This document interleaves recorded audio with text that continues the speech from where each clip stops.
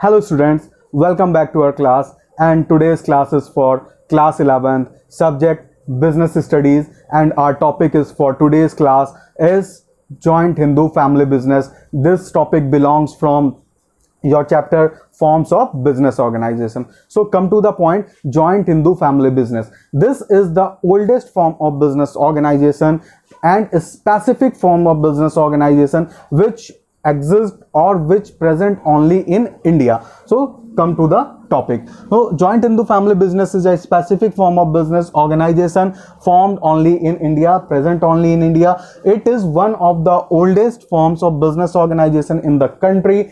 अपने देश में या कह लीजिए वर्ल्ड में ये सबसे पुराना एक फॉर्म है बिजनेस ऑर्गेनाइजेशन का. बेसिकली आप कह सकते हैं सिर्फ इंडिया में ही पाया जाता है या इंडिया में ही एप्लीकेबल होता है, रेस्ट ऑफ द वर्ल्ड आपको कहीं नहीं मिलेगा.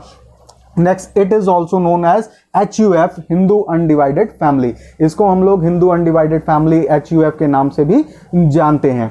Then it is governed by Hindu Law, Hindu Succession Act 1956, Amended Act 2005. It means the oldest governing body or oldest section or oldest act is 1956 Hindu Succession Act, and the new one is 2005 that is amended.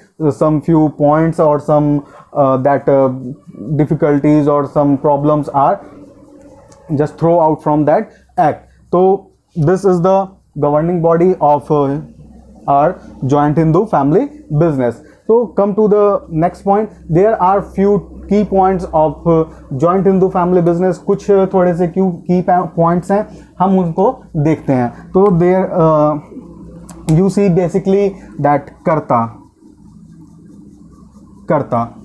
and co-partners, कर्ता, co-partners, दया भागा and Mitakshara.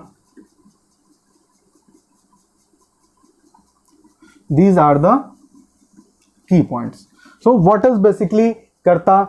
Karta means मुखिया. Karta means मुखिया or the oldest person of the joint Hindu family business who governs joint Hindu family business, that is known as karta. Means जो सबसे पुराना होता है व्यक्ति आपके घर में वो मुखिया कहलाता है, वही कर्ता कहलाता है. जॉइंट हिंदू फैमिली बिजनेस के अंदर जो मुखिया कहेगा, जो कर्ता कहेगा वही मान्य होगा, उसके अलावा आप कुछ नहीं कर सकते.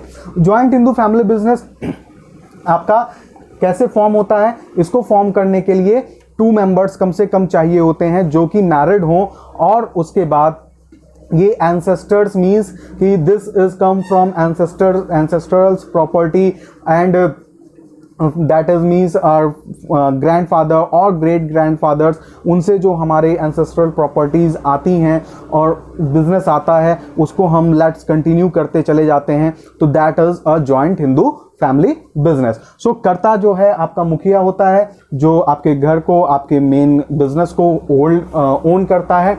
वो जो भी आपको राय देगा, जो भी डिसीजन देगा, वो सारी चीजें आपको मान्य होंगी. नेक्स्ट है आपका copartners. Copartners basically are the members of the firm और जॉइंट हिंदू फैमिली बिजनेस और HUF.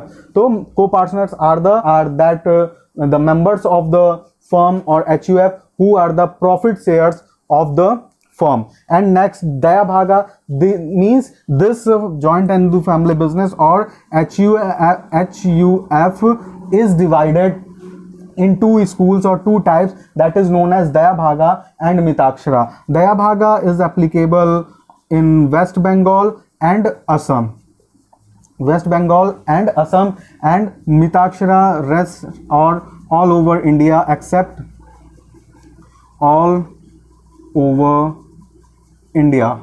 except 3 states except that West Bengal, Assam, and in Kerala there no presence of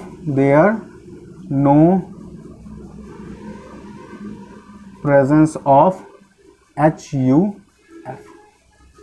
so student कि आपका मिताक्षरा जो है आपका all over India में follow किया जाता है, जो कि वेस्ट बंगाल और असम को छोड़ के होता है, क्योंकि वेस्ट बंगाल और असम में आपका दया भागा एप्लीकेबल है, एंड केरला में तो HUF का कोई रूल ही नहीं है, HUF वहां पे होता ही नहीं है। तो यहां पे आपका ये हो गया। And what is the main, आपके दिमाग में आ रहा होगा कि ये क्या है, दया भागा और मिताक्षरा है क्या।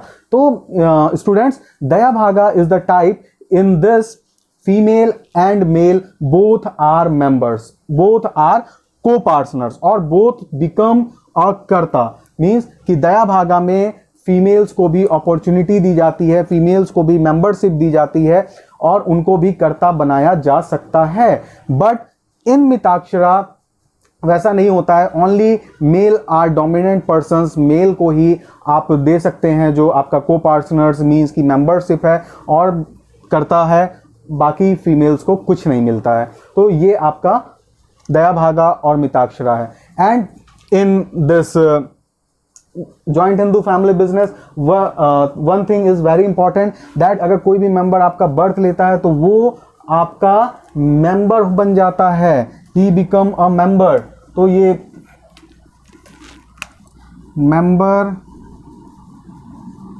Member by birth. So this is the topic, this is the joint Hindu family business introduction. So move on the topic like features, merits and limitations or demerits. So come on the next topic. So students, here is the next point, and these are the points, features of joint Hindu family business. So let's see the topic. Formation, there should be at least 2 members governed by Hindu Succession Act 1956, Amended Act 2005. आपको पहले भी बताया है कि जो आपका joint Hindu family business HUF है, ये गवर्न होता है Hindu succession act 1956 and amended जो है 2005 का, इसके थ्रू गवर्न होता है। इसमें 2 मेंबर्स चाहिए आपको फॉर्म करने के लिए। कोई भी पर्सन जो है शादीशुदा है तो वो इसको फॉर्म कर सकता है। ध्यान रखेंगे, बिना शादीशुदा unmarried persons can't form the organization. Okay, next, the business doesn't require any agreement, कोई भी एग्रीमेंट की जरूरत नहीं पड़ती है, लाइक योर पार्टनरशिप और like your that cooperative society, किसी भी लीगल डॉक्यूमेंट या एग्रीमेंट की जरूरत नहीं पड़ती है। Why? Because member is by birth, आपको बाय बर्थ आपकी मेंबरशिप वहां पे फिक्स रहती है। If you are in joint Hindu family business, so your membership is fix by birth. तो ये हो गया आपका formation is very easy. And formation जो है इसका आपके एंसेस्ट्रल्स प्रॉपर्टी और एंसेस्टर्स से चलता चला आता है, means your grandfather, great grandfather और उनके भी जो ऊपर वाले हैं, वहां से अगर कोई भी बिजनेस चलता चला आ रहा है और आपके यहाँ पे पीढ़ी दर पीढ़ी मींस डिकेड्स बाय डिकेड्स आपके वही बिजनेस फॉलो अप होता चला जा रहा है, आप वही बिजनेस कर रहे हैं, then you are a part of joint Hindu family business. Next point is liability. तो liability is very interesting, that all members are limited, जितने भी मेंबर्स होंगे theirs liability is limited, but जो कर्ता होगा मींस कर्ता यानी मुखिया, हु इज द गवर्नर और who is the governing body of the joint Hindu family business, that liability और his और him और her liability is unlimited, उसकी liability जो है unlimited हो जाएगी। मीन्स कि अगर कोई भी लॉस होता है, कुछ भी होता है, तो ये unlimited पे करेंगे। And these all members are limited, वो सिर्फ जितना उनको प्रॉफिट मिलता है वो उतना ही बियर करेंगे, बाकी का सारा कर्ता की रिस्पॉन्सिबिलिटी होगी। Next, control. कर्ता इज डोमिनेंट, कर्ता जो होता है वो डोमिनेंट होता है यहाँ पे, वो डोमिनेंट होता है यहाँ पे। ही is a rule maker, he is a rule maker, और बस रूल मेकर ही है, वो रूल मेकर होता है वो जो, या decision maker. He is a rule maker और he is a decision maker, he is a decision maker, वो डिसीजन मेकर होता है। कर्ता डोमिनेंट होता है, डिसीजन मेकर होता है। कर्ता जो कहेगा वही होगा, उसके अलावा कुछ नहीं होगा। एंड कर्ता कौन होता है, पहले टॉपिक में आपको मैं बता चुका हूं।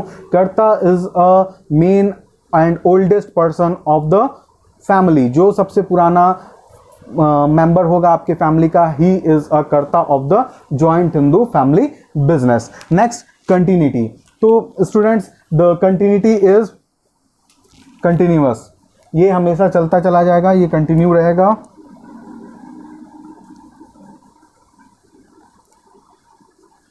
कंटिन्यूअस एग्जिस्टेंस,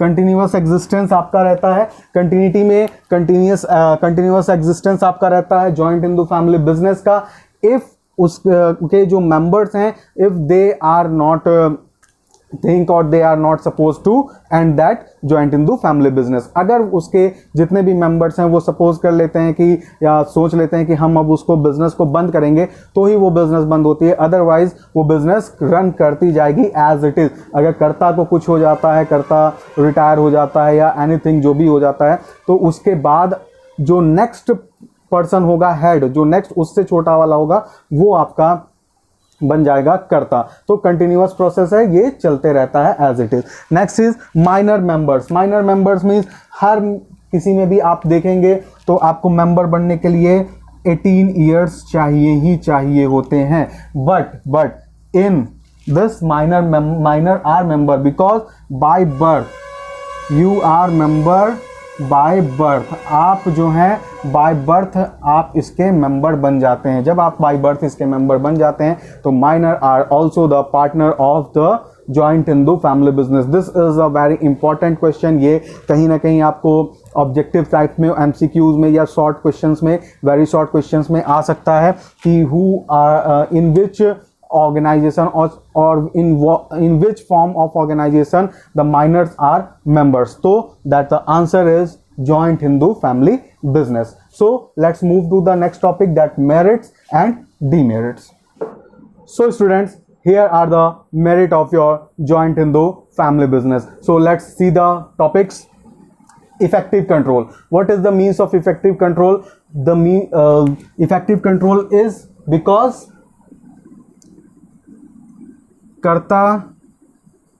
कर्ता is decision maker and avoid conflicts also, avoid conflicts also। तो क्या होता है, इफेक्टिव कंट्रोल है, कर्ता जो है वही डिसीजन मेकर है, वही ओनर है, तो वो क्या करता है, वो उसके हैंड में पावर होती है, he can take a decision, और वो अवॉइड कॉन्फ्लिक्ट्स करता है। मीन्स कि if there are 2 or more persons are controller, so आप क्या समझते हैं, कॉन्फ्लिक्ट्स होगा ना, किसी के दिमाग में कुछ आया कि उसे वो आइडिया पसंद आ रहा है and another one get a second idea, so there is conflicts between them। तो वहां पे कर्ता क्या है, कर्ता is a single person who take the decision, तो वो डिसीजन लेता है और सारे के सारे कॉन्फ्लिक्ट्स दूर कर देता है, यानी कि सारी विभेद या जो उनके मतभेद होते हैं वो सारी चीज़ें खत्म हो जाती हैं, वहीं पे फिनिश हो जाती हैं। Next is continuity. कंटिन्यूटी क्यों है, बिकॉज इफ कर्ता इज डेड और इफ कर्ता रिटायर्स, तो जो नेक्स्ट है आपका पर्सन वो आपका कर्ता बन जाता है। फैमिली मेंबर जो है, जो उससे कर्ता से छोटा वाला या उसके बाद जो सबसे बड़ा फैमिली मेंबर होगा, वो आपका बन जाएगा कर्ता। तो ये कंटिन्यूअसली चलता रहता है, कंटिन्यूअस प्रोसेस है, कंटिन्यूअस प्रोसेस है, ये हमेशा चलता रहता है। Continuous existence, limited liability of members. Next feature है limited liability of members. Yes, this is the feature, this is the merit of the that joint Hindu family business. Why, because कि जितने भी आपके मेंबर्स होते हैं, the all members liability is limited. Means कि अगर कुछ भी लॉस होता है, बहुत ज़्यादा लॉस हो रहा है, तो दे आर नॉट बेयरेबल, सो उनको उतना ज़्यादा बेयर करने की जरूरत नहीं है। कर्ता is a main part of that family, कर्ता मुखिया होता है, तो कर्ता ही सारी की सारी चीज़ों को बेयर करेगा, और जो ये आपके मेंबर्स हैं, फैमिली मेंबर्स, वो बचे रहेंगे, वो अपनी बस जितना वो दैट प्रॉफिट अर्न करते हैं उतना ही कि वो लाइबल होते हैं। Next, increase loyalty and cooperation. What it means increase loyalty and cooperation? So student, you know that this is the joint Hindu family business. एक ही फैमिली से सब बिलोंग करते हैं, एक ही ancestral fathers होते हैं जिनके थ्रू ये आते हैं, तो एक फैमिली होती है, उसी के पर्सन्स होते हैं। सो इनमें अपनी लॉयल्टी रहती है क्योंकि फैमिली है तो लॉयल रहेंगे एक दूसरे से आपस में। और कोऑपरेशन, कोई भाई है, कोई मम्मी है, कोई वाइफ है, कोई पापा है, तो इस तरह से ढेर सारे रिलेशन अपने आपस में होते हैं, तो कोऑपरेशन बना हुआ रहता है। कोई सिस्टर है, एंड इंक्रीज लॉयल्टी, और जब सब आपस में रिलेटिव हैं तो लॉयल्टी ऑब्वियस सी बात है ये आपकी बनी रहेगी। तो these are the merits of joint Hindu family business. So effective control देख लिया कि एक ही कर्ता होता है, he is a decision maker, तो वहां पे कॉन्फ्लिक्ट्स नहीं होता है और एक अच्छा कंट्रोल बना रहता है। कंटिन्यूटी, कर्ता अगर चला भी जाता है तो नेक्स्ट जो पर्सन, ओल्डर पर्सन होता है, ही इज अ कर्ता, सो कंटिन्यूअस रहता है आपका बिजनेस जब तक कि खुद मेंबर्स नहीं चाहेंगे उसको खत्म करना। Next, limited liability of members, ये भी आपको देख लिया, and increase loyalty and cooperation. So come to the next topic and that is limitations of joint Hindu family business. So students, here is the point limitation and the topics are limited resources. So students, why in joint Hindu family business the limited resources are? Because depends on ancestral property. What? Depends on ancestral property. What it means ancestral property? So students, ancestral property क्या है? Ancestral property means आपके पूर्वज जो हैं, जिनका business आप hand over कर रहे हो या हैंड ओवर लिए हो, उनका क्या है, पहले से कोई बिजनेस है या उन्होंने जितनी प्रॉपर्टी छोड़ के गए हैं, आपके पास बस उतनी ही प्रॉपर्टी है। And you are all the family members, आप फैमिली मेंबर्स भी हो, तो किसी के पास एक्स्ट्रा कहीं से कुछ पैसा आने का साधन नहीं है। So depends on ancestral property. आप अगर जॉइंट हिंदू फैमिली बिजनेस में हो तो your limited resources is this. Next is unlimited liability of कर्ता. Yes, so the feature or the merit is limited liability of members. So there is the demerit is that unlimited liability of कर्ता, because सारे members को उतना ही part मिलता है profit का जितना कर्ता को मिलता है, बट कर्ता क्या करता है, ज़्यादा मेहनत भी करता है और ज़्यादा लाइबिलिटी भी लेता है, तो उस हैंड से लाइबिलिटी जो है अनलिमिटेड है कर्ता के। This is the demerit of the joint Hindu family business. Next, dominance of कर्ता, ये भी है कि डोमिनेंस ऑफ कर्ता मीन्स कि कर्ता इज अ डोमिनेटिंग पर्सन, वो सबसे ज्यादा डोमिनेटिंग होता है, वही सबके ऊपर रूल्स एंड रेगुलेशंस अप्लाई करता है। So here this is not happening कि हमेशा कर्ता ही आपका सही रहेगा, कर्ता कभी कभी गलत भी हो सकता है, but he is a decision maker. तो कभी कभी जो फैमिली मेंबर्स हैं या जो आपके फैमिली बिजनेस के जो पार्टनर्स हैं, जो मेंबर्स हैं, उनको भी वो गलत रूल या गलत डिसीजन लेना पड़ता है, मीन्स कि उस पर चलना पड़ता है। तो डोमिनेंस ऑफ कर्ता हो गया। Next, limited managerial skill. What is the limited managerial skill? Because few persons होते हैं एंड द कर्ता इज डोमिनेंट, तो जरूरी नहीं है कि कर्ता हर एक चीज में आपका परफेक्ट हो, तो यहाँ पे आपका लिमिटेड मैनेजरियल स्किल आ जाता है। So student, these are the merits of your joint Hindu family business. और I think so, I hope कि आपको ये वीडियो पसंद आई होगी, ये सारी चीज़ें समझ में आई होंगी। अगर कोई चीज़ आपको नहीं समझ में आती है, कोई प्रॉब्लम है, तो आप कमेंट बॉक्स में कमेंट कर सकते हैं, आप बता सकते हैं, हम उसको इम्प्रूव करने की फुल कोशिश करेंगे।